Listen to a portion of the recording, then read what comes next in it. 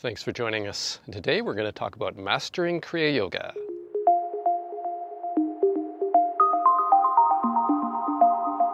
So there are a few things that one needs to be able to master Kriya Yoga.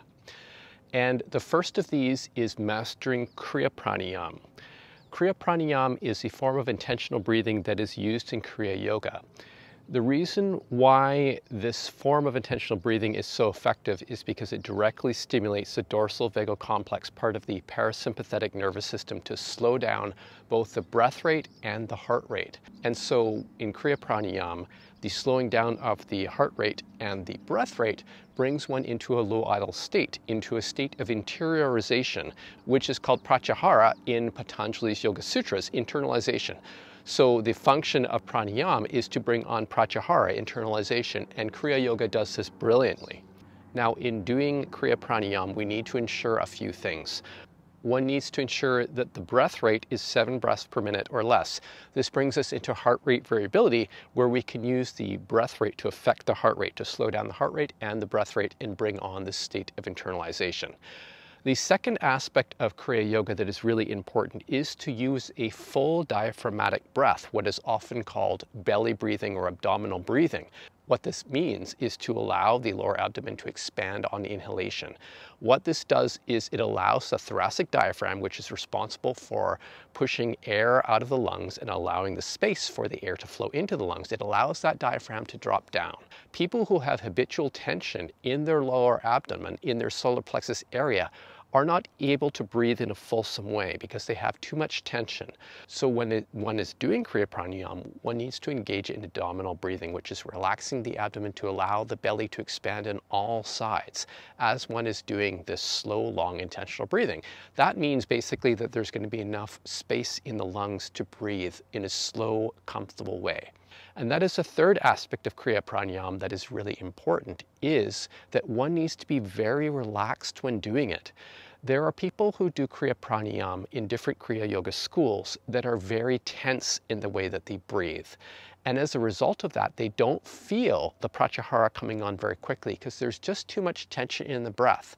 The point of Kriya Pranayama is not to charge one up with energy, with prana, as in Bhastrika Pranayama, this kind of very forceful in and out quick breath, but is to do this very slow, relaxed breathing that is so subtle that you start to feel signs of pratyahara in your body almost immediately if you're doing it correctly. So mastering Kriya Pranayama is really about making that slow, long, intentional breathing that is very, very relaxed, very gentle.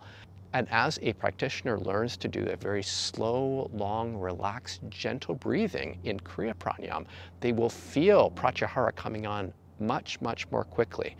And Lahiri Baba, the originator of Kriya Yoga, said that 12 Kriya Pranayama equals pratyahara, which means that if you do Kriya Pranayama correctly, it will bring on at least the beginnings of the state of internalization very quickly.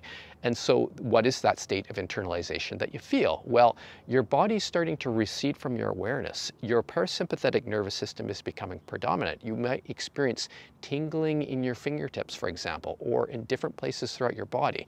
These are signs that your parasympathetic nervous system is becoming predominant and you're going into a low idle state. That is what Kriya Pranayama does. It allows one to do that. So you've got to have those aspects, the abdominal breath to have enough air in your lungs to do a slow, long, intentional breathing. You need to have a very gentle breath, very slow breath that helps to activate the dorsal vagal complex, to help to bring on that all internalization, and then one gets into that internalized state. Now, in Kriya Pranayama as well, another aspect that is really the icing on the cake for Kriya is that one approaches the tranquil breath. And the tranquil breath has sometimes been called the breathless state. What the tranquil breath really is that you brought yourself into such a low idle state that your breath basically starts to shallow out and virtually disappear. You're still breathing at an extremely subtle level, but it's almost invisible. You can't tell that it's happening. And when that happens, you get a very strong freeze response and the breath disappears and suddenly you're drawn into a very deep internalized state, what is called dharana, or internalized concentration in Patanjali's Yoga Sutras. the feeling of the body may completely disappear from one's awareness. The brain may no longer be receiving signals from the body to interpret where its boundaries are, and things really start to shift.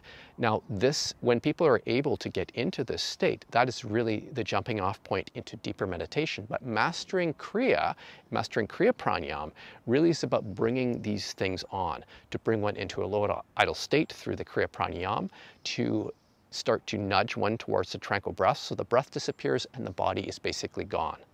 At that point, Kriya Yoga basically takes you up until the breathless state, into the tranquil breath, and that's really what it's designed for. And Lahiri Baba said that if you are doing Kriya Pranayama and you experience a tranquil breath, you do not do any more pranayama. You're not doing any more intentional breathing. You let go of the breath. You allow yourself to be drawn into a deep state. And the thing about mastering Kriya Yoga is that you can master that internalization and you can master the breath. But what they don't teach in Kriya Yoga is how to master the formless states, how to continue to go into the formless states.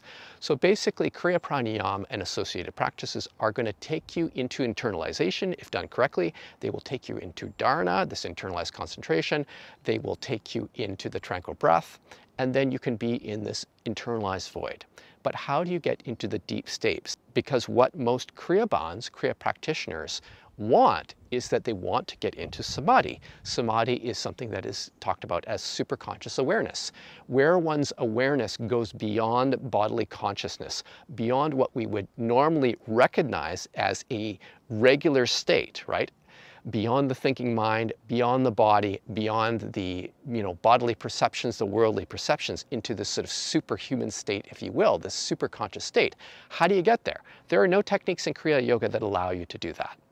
But there are some Kriya Yoga practitioners that have learned intuitively how to let go and find themselves in those formless abodes, basically. And normally the first experience that people have of samadhi is a samadhi of infinite space.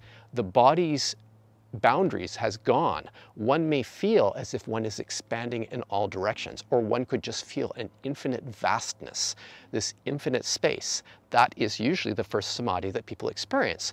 And when they experience it, it's very different from everything else that one has experienced. And to be able to get into that state, one needs to learn to let go. Now, when one gets into a state of dharana, of internalized concentration, it starts to become absorbed in that internalized concentration, what is called a state of dhyan, then one needs to learn to let go. What is often happening that people are not aware of is there are hindrances in meditation that are preventing one from progressing into these deeper states, into these immaterial states. And so we talk about these in terms of the 5 hindrances, which are sensual craving, aversion, restlessness and remorse, sloth and torpor, and doubt. If one has attachment to thoughts, to craving, and one gets into a state of dharana, of internalized concentration, but one is still attached with any of these 5 hindrances, one will be unable to progress into those formless abodes. And to progress, what one needs to do is to recognize the attachment and to let it go. And so this gets into a very intuitive practice in meditation, where one is able to recognize that one's attention has moved away from the meditation object. So if one is experiencing a still state, a calm state in meditation, and one is unperturbed, but one is feeling that one wants to move into samadhi to have a superconscious experience, right there is craving and attachment. The attachment to a formless state, that one wants to have an experience. And because of that, that attachment, that craving is holding one back. What one needs to do is that one needs to recognize that one's attention has moved away from the wholesome state of this internalization, to see the attachment there, that one wants to move into a formless state, to recognize it. Being able to see it is mindfulness. And when one recognizes that the attachment is there, there's a tension in body and mind that is connected to the attachment, so one just lets it go, releasing tension in body and mind. Bring up a wholesome state with a smile and return back to the object of meditation. That is how one lets go of a hindrance. And one does that as many times as necessary to let go of that hindrance. So this is really about mastering the state of paravasta. Paravasta is what you are experiencing after doing the Kriya Pranayama. It is the after effect state of Kriya. And to be able to transition through those states of paravasta requires that one needs to learn to let go of attachment all the way through. And so mastering paravasta is really about understanding how attachments arise and how to let them go. But a key aspect of that is to have an open, spacious awareness that can recognize hindrances as they arise. A mistake that people make in Kriya Yoga and other yogic paths is they try to become too concentrated in their meditation. What they're trying to do is to focus so much that they're pushing everything else away, to concentrate so that the mind will not be distracted. But that does not help one let go of hindrances, because letting go of hindrances is what allows one to go into deeper states. One needs to let go of the hindrances in the mind, the attachments that we have. And by doing that, the body becomes calm naturally, the breath becomes calm naturally, and the mind becomes calm naturally, and one starts to transition into deeper and deeper states. So that's really what one needs to do in going through the states of paravasta, to go in the direction of samadhi. Once one experiences the first samadhi, infinite space, there is a tendency that it is so exciting, so otherworldly, so amazing that one becomes attached to the phenomena of that, and one can get stuck. So, and also, if one becomes too attached, one is prevented again from having that experience. So it's really important to learn how to let go all the way through. But also when one is experiencing a state of samadhi, the state of infinite space, for example, one needs to see things as they truly are. Often people are really excited about it and they want it to be something that they think it is. And it's important to see it as it is, in that it is impermanent, it cannot provide lasting satisfaction, and it is not the self. The challenge that people often run into in Kriya Yoga and other yogic disciplines is that if they have an experience of samadhi, they start to identify with it. They start to project an idea about their self into it. An example of this is the second state of samadhi that most people experience, which is infinite consciousness. If one experiences the samadhi of infinite space, one can become aware that this infinite space is filled with infinite consciousness, and it has this blissful feeling. And that is normally the samadhi that most people will resonate with in Kriya Yoga, and can be really amazing, really beautiful, exuberant. It feels as if it is Satchitananda, ever conscious, ever existing, ever new bliss. And one may start to identify with that and say, this is the true me. This is what my soul is. This is my true nature. The challenge with this viewpoint is that it misinterprets what the state actually is, because the state is impermanent, it is not ultimately satisfying, and it cannot be a self. So if one is projecting a sense of self in there and saying, I want to hold on to this, I want to be in this state forever, it's wonderful, then one is deluding oneself. One is not able to see the true nature of reality. So what's the important thing to do is to learn how to recognize the attachment, to let it go, releasing tension in body and mind, to smile, return back to the object of meditation. One can be in that feeling of that infinite bliss and having a feeling of empathetic joy that is celebrating the best in all, the best in others, this feeling of goodwill, if you will, at this sort of cosmic level. And that is a beautiful thing to do. But at the same time, one needs to let go of any attachment to it. Otherwise, one will be prevented from moving into the next higher state. So being able to recognize the true nature of the states will help one to let go of any attachment that one has to these states of samadhi, and to be able to progress deeper and deeper and deeper to the highest levels of samadhi and beyond. Now, there's another aspect about mastering Kriya Yoga that is really important, and it doesn't usually get talked about very much. Only when people reference things like Patanjali's Yoga Sutras or so on, they will talk about yama and niyama, the moral do's and don'ts. This is moral conduct, if you will. And the reason why moral conduct is so important is because it has a direct impact on your meditation. If one's thoughts, feelings, actions are rooted in the unwholesome, they are connected with the hindrances of sensual craving, of aversion, of restlessness and remorse, of sloth and torpor, and of doubt. And the hindrances, as I said before, have a direct impact in meditation. They prevent one from going into deeper meditative states because the obstruction is there, the hindrance is there, because one is attached to it and one has not let go of it. If one keeps one's mind in a wholesome state, one will be less likely to form attachments to these hindrances.